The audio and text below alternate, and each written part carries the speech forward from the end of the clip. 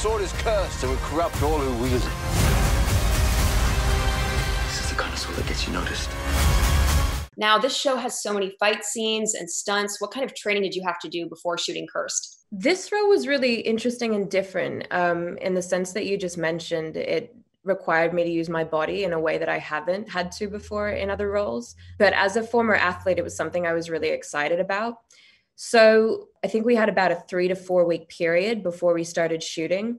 And it was sort of like a boot camp setup. So I would do 3 to 4 hours of swords and horse riding. And then once shooting started, it kind of just became part of the everyday to day. Learning, fight training in terms of boxing, how to hold yourself as a person, how to hold a sword, where to put your hands. And it was one of those things where you just didn't want to look stupid on screen that people were like, oh, you look like you can't fight. So it was constant work over 10 months. And I think by the end of it, you're like, I feel comfortable just being authentic in the character.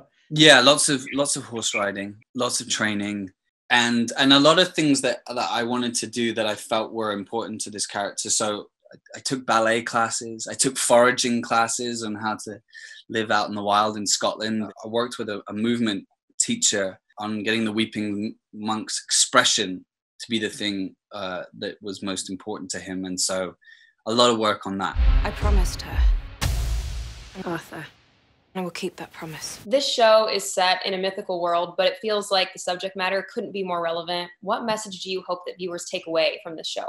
Yeah, I think it discusses a lot about demonization of other, and why do you think that? Why do you believe? And even playing a person of color in the role of Arthur, it's if you do have a problem with that, why is it? Because it's a myth, it's a legend, there's a magical sword. And I think there are a lot of messages that you can take from the show, but, we definitely address within the story and within this world, senseless war and oppression of minorities. And you really see the theme of justice and having to really find your courage. I hope it raises certain questions around the legitimacy of power, but then it also highlights other themes as well. The obliteration of the natural world, persecution of minorities and indigenous people. So there's a lot at play. Hold that sword and read. Lead them where? To more slaughter? Shooting the show over 10 months, what was it like being immersed in this world for so long?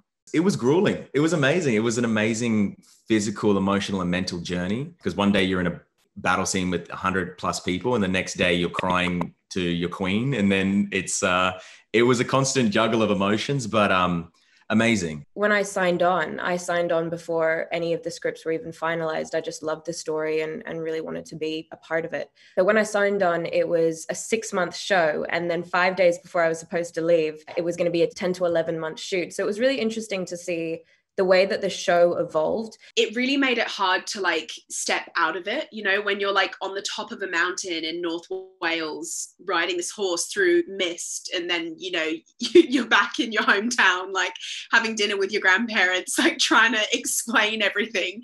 It was such a trip out the whole time filming. It was one of the greatest experiences of my life though. It was so incredible. Well, Tiffany, it's interesting because I hadn't been back to England in a long time. There was something kind of magical about that, and especially for me, kind of returning home and seeing parts of England that I'd never seen, and I thought I'd seen all of it. This is our only chance at survival. Kind of want to get into spoilers just a little bit here. The final episode, there are huge cliffhangers, and your character is very much part of it. So if there is a potential season 2, what do you hope happens for her?